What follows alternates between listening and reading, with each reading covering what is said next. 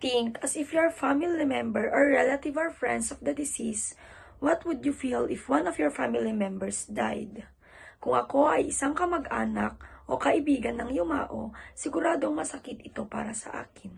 Hindi madaling tanggapin ang pagkawala ng taong mahalaga sa buhay mo. May halo itong lungkot, panghihinayang at pagmuni-muni. Siguro, maiisip ko ang mga pagkakataon na sana mas naipakita kong pagmamahal o pagpapahalaga ko sa taong iyon. Pero higit sa lahat, magiging grateful ako sa mga ala-ala at magagandang ala-ala na naibahagi namin sa isa't isa. Imagine yourself lying on the coffin. What if you're the one who died? Are you ready in case? Why or why not? Ang tanong na ito ay napapaisip sa akin. It's a question na hindi lang tungkol sa kamatayan kundi sa kung paano ko ginugugol ang buhay ko at kung ano ang gagawin kong, ano ang mga maiiwan kong alaala. Handa na ba ako? Sa totoo lang, hindi pa ako handa. Marami pa akong gustong gawin, mga pangarap na gusto kong matupad, at mga responsibilidad na kailangan ko pang gampanan, at mga relasyon na gusto ko pang pagyamanin. Pero kung darating man ang araw na iyon, gusto kong masiguro na ang buhay ko ay may saysay at masaya at tama. Will people cry or celebrate? How do you think would people react? Siguro, iiyak sila dahil mamimiss nila ako. Pero gusto ko ring mag-celebrate sila, hindi dahil sa pagkawala ko, kundi bilang pag-alala sa mga magagandang bagay na nagawa ko. Gusto kong maalala nila na kahit paano, nagdala ako ng kasiyahan at pagmamahal sa kanilang buhay. Will people tell good things about you? What good things will they remember? Siguro, sana maalala nila ako bilang isang mabait na tao, yung mapagmahal sa pamilya, tapat sa kaibigan at laging nandyan kapag kailangan. What will your parents say about you? What will your friends or classmates say? Gusto kong sabihin ng mga magulang ko na proud sila sa akin sa lahat ng mga naging achievements ko. At ng mga kaibigan ko na na-inspire ko sila kahit sa mga simpleng bagay at simpleng paraan.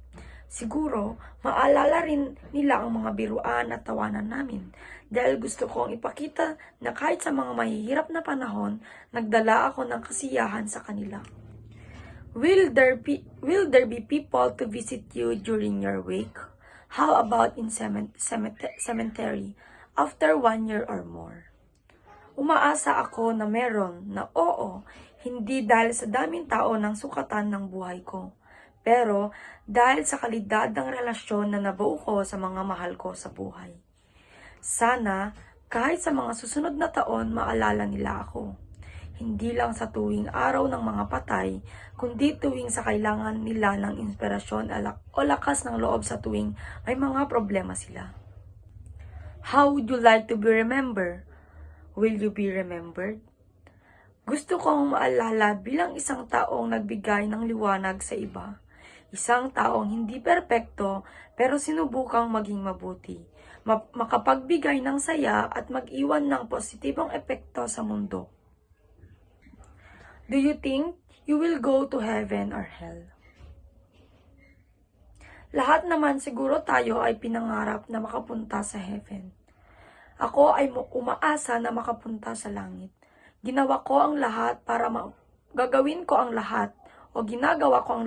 mamuhay ng tama, may respeto, pagmamahal at malasakit sa kapwa.